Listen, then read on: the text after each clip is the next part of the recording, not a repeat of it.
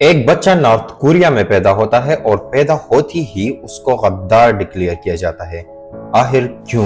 North Korea دنیا کا سب سے سخت ترین قانون بنانے والا ملک مانا جاتا ہے۔ اس میں چند تو ایسے ہیں کہ آپ سن کے حیران ہو جاؤ گے، جیسے کہ یہاں الیکشن تو ہوگا مگر ووٹ صرف ایک ہی بندے کو جائے گا۔ مطلب وہاں پر ووٹ ڈالنے کے لیے کوئی آپشن نہیں، ووٹ جائے گا تو صرف ایک ہی بندے کو جائے گا، اور اگر ووٹ نہیں دیا تو سیدھا جیل۔ نارتھ کوریا میں ٹی وی پر صرف ایک چینل ہوتا ہے اور چینل چینج کرنے کا بھی آپشن نہیں۔ نارتھ کوریا دنیا کا شاید ایسا ملک ہے جہاں جرم کرنے پر نہیں بلکہ جرم سوچنے پر بھی جیل ہو سکتا ہے۔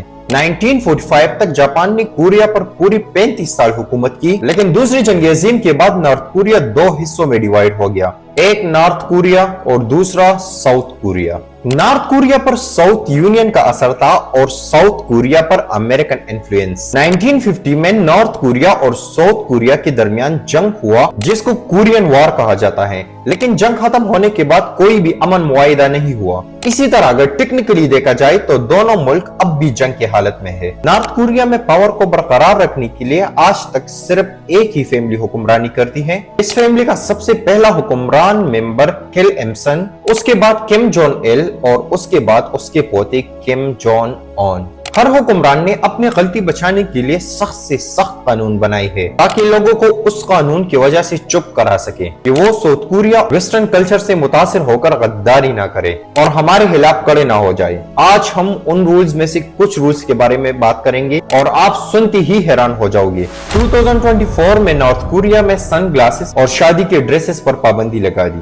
یہاں ریلوے اسٹیشن اور بس اسٹیشنز کی سپیکرز پر میوزک نہیں بلکہ کم فیملی کی سپیچز چلایا جاتا ہے، اور اسی دوران لوگوں کو ایک دوسرے کے ساتھ بات کرنے پر بھی پابندی ہے۔ نارتھ کوریا میں اگر کسی بندے کے گھر میں ساؤتھ کوریا ڈرامے یا ہالی ووڈ فلم میں دیکھتی ہوئی پکڑے گئی تو اسے لیبر کیمپ میں ڈالا جائے گا یا سخت سے سخت سزا سناتے ہیں، اور یہ اقدامات ساؤتھ کوریا اور ویسٹرن کنٹریز کے کلچر کو روکنے کے لیے کیا جاتا ہے تاکہ عوام پر غیر ملکی اثرات نہ پڑے۔ نارتھ کوریا میں عام سویلینز کو انٹرنیٹ نہیں بلکہ انٹرانیٹ استعمال کرنے کی اجازت ہے۔ یہ بھی ایک قسم کا انٹرنیٹ ہے جو کہ صرف نارتھ کوریا میں چلتا ہے، اور اس نیٹ ورک کو بھی نارتھ کوریا مانیٹر کرتا ہے اور یہ دیکھتے ہیں کہ لوگ کیا دیکھتے ہیں، کیا سنتے ہیں، کس سے بات کرتے ہیں اور کیا کہتے ہیں۔ اس کے علاوہ اگر کوئی بندہ نارتھ کوریا میں ہے اور وہ دوسرے ملک کسی بندے کے ساتھ بات کرنا چاہتا ہے تو اس کے لیے بھی اسٹیٹ سے پرمیشن لینا پڑے گا، اور اسٹیٹ کے پرمیشن کے بغیر یہ کال اللیگل ہے۔ یہاں پر ریڈیو، ٹیلی ویژن، نیوز سب کچھ اسٹیٹ چلاتا ہے، یعنی پرائیویٹ میڈیا کا تو تصور بھی ممکن نہیں۔ نارتھ کوریا کے ٹی وی اور سوشل میڈیا پر صرف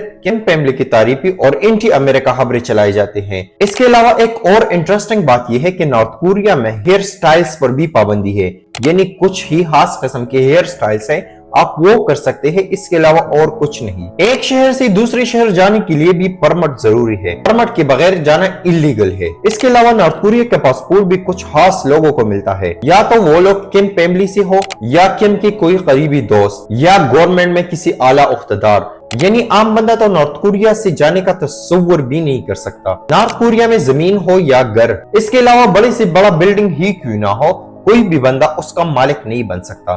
اس کا مالک ہے تو صرف اسٹیٹ ہے، اسٹیٹ کے علاوہ کوئی بھی کسی چیز کا مالک نہیں۔ لوگ صرف اسے استعمال کر سکتا ہے بلکہ مالک نہیں بن سکتے، اور وہ بھی اسٹیٹ کی اجازت کے بعد۔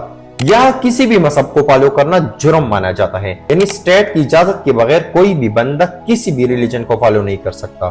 نارتھ کوریا میں چرچز وغیرہ ضرور ہے، لیکن کسی بھی بندے کو اسے استعمال کرنے کی اجازت ہرگز نہیں۔ اگر کسی بندے نے استعمال کیا تو اسے لیبر کیمپ بھیجا جائے گا۔ یہاں کے لوگ اسٹیٹ کے خلاف آواز اٹھانے کا تو سوچ بھی نہیں سکتا۔ اگر کوئی بندہ اسٹیٹ کے خلاف بات کرے تو اس کی سزا اس کی تیسری جنریشن کو بھی دیا جاتا ہے، کیونکہ کیم فیملی کا ماننا ہے کہ اگر دادا غدار نکلا تو پوتا ضرور غدار نکلے گا، کیونکہ غداری خون میں پائی جاتی ہے۔ اس وجہ سے نارتھ کوریا میں کوئی بھی بندہ کیم فیملی کے بارے میں بات نہیں کر سکتا۔ یہاں ایک اسمبلی بھی ہے جس کو نارتھ کوریا سپریم اسمبلی بھی کہا جاتا ہے، لیکن اس اسمبلی کا کام قانون بنانا نہیں بلکہ کیم کے فیملی کو کریکٹ کہنا ہی ہے۔ نارتھ کوریا میں سائیکل پر 20 نمبر پلیٹ لگے ہوتے ہیں، اور سائیکل چلانے والے کے لیے بھی لائسنس لینا ہوگا، اور سائیکل روڈ سیفٹی ٹیسٹ بھی پاس کرنا ہوگا۔ نارتھ کوریا میں کپڑوں پر غیر ملکی جھنڈا تو ہرگز الو نہیں۔